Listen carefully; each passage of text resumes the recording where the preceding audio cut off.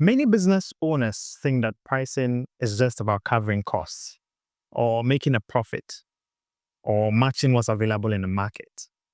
But I submit to you today that your price is more of a signal than it is just some math numbers.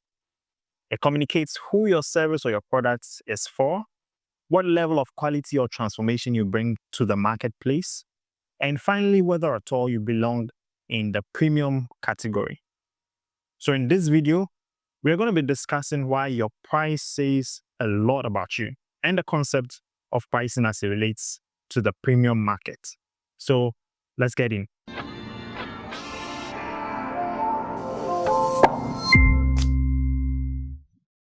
What most people would do to calculate their price or put a pricing schedule together is to first think about their costs.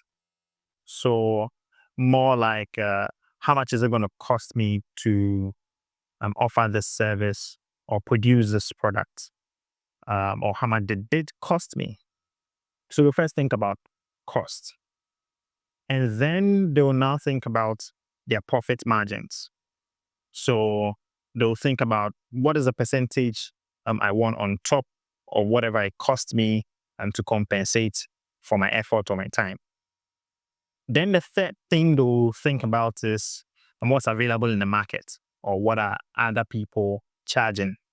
So they'll think about their competitors and think about what prices are flying around in the market and try to be around the same figure or figures. Now, this kind of pricing works for the commodity market. And a commodity market is simply a market in which the cost of goods drives the price, the end price of the product. But in the premium market is a bit different. And that's because the premium market is more driven by emotion and belief rather than logic. So in the premium market, you want to think about pricing in a different way.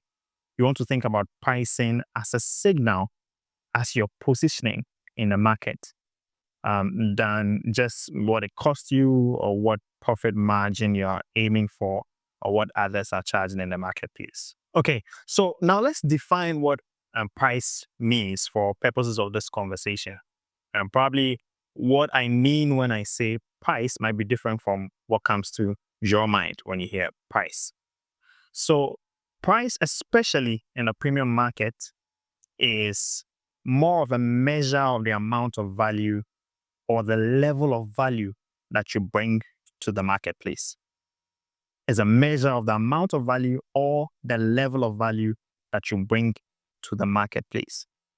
So what that means is if you're creating more value in the marketplace, then naturally price, which is an indicator, a measure, would show that you are creating more value. In that case, a high price. In the same way, if you're creating low value or for just a small number of people, then again, price, which is that measure indicator, would naturally show that you are creating low value and for a small number of people. So it's a statement. It's a statement that communicates that either I'm creating high value in the marketplace or I'm creating low value in the marketplace.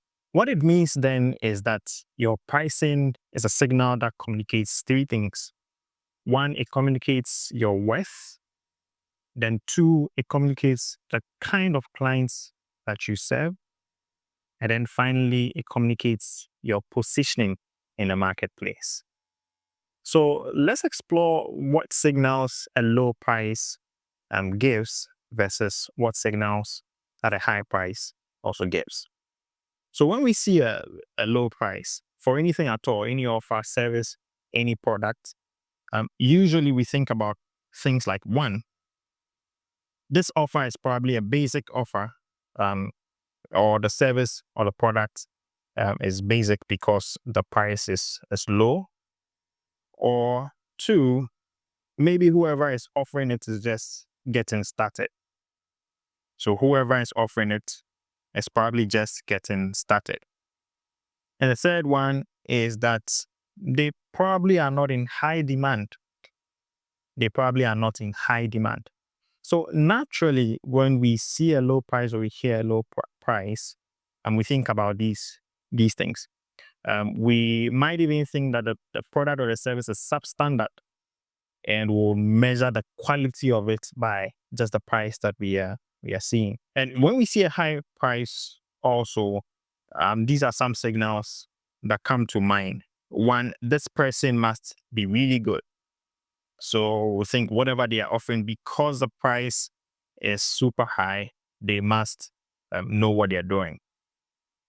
Then the second we think about is that this service, this offer, this product must bring serious results for it to be priced this high, right? And then the third we think about is that they must be in high demand. Everyone is probably chasing them for the results that they produce. So it's not just about cost then. It becomes about context. It becomes about positioning. It becomes about signaling the kind of transformation that you bring to the marketplace. Now, let me give a disclaimer here, because hearing this, you might just think that all I'm saying is increase your price. Just increase your price and everything will be fine. You start attracting the kind of clients you want, premium clients, and things just align because you've tripled your price. Not necessarily, because if your price far outweighs the perceived value you've been able to gather in a marketplace, then sales will become very hard. That's because transactions or the sales only happen when the client believes that the value they are getting far outweighs the price or usually the money that they have to part ways with. So what I am saying then is that increase your perceived value concurrently as you're increasing your price. The two must go in the same direction. The reason is that if your perceived value is way higher and your price is very low, then what you're doing is the price as a signal will be hurting the work you're doing, increasing your perceived value. So your overly low price will then be pulling down your perceived value in a marketplace to bring them to the same level. Whereas if your price also is overly higher than your perceived value in the marketplace, then again, sales become super hard. And people might even extremely think that you're fraud in the marketplace, just because the price that you're commanding is way higher than the perceived value you've been able to accomplish in the marketplace. So your perceived value then must move in the same direction as your price. Both of them must either be aligned or closely in the same vicinity.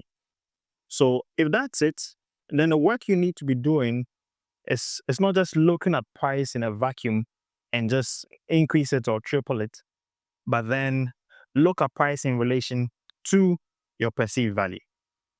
So in order to legitimately then increase your price, work more on your perceived value. And as you're increasing your perceived value, make sure that you're increasing your prices in tandem. Okay, so how then do we increase our perceived value? Again, using the value framework that we've been talking about. So V stands for visual identity, A stands for authority positioning, L stands for leverage social proof, U for unique outcome clarity, and finally E for exclusivity and scarcity. You can use these 5 pillars we've talked about in previous videos to increase your perceived value, so much so that your price, which is a natural signal, then must align. Now, in this video, I'm making the case strongly for the many business owners who are working on increasing their perceived value and yet are unsure or are worried that increasing their prices would make them lose clients. In fact, I'm here to tell you that that's absolutely not true in the premium market. You rather lose clients when you are increasing your perceived value and yet are not increasing your prices to align. So let's talk about 4 mindset shifts that will help you reorient your mind and make the case strongly for why once your perceived value is going up, you should increase your prices. So the first one is do not price the time. Do not price the time, rather price the outcome. Now, what does this mean? It means people are not paying for your time, they're rather paying for the results that your offer, your product, or your service brings to the marketplace. So in that case, why price the time? Why price the effort you're bringing in? Rather, think about the outcome. Think about the results for the client.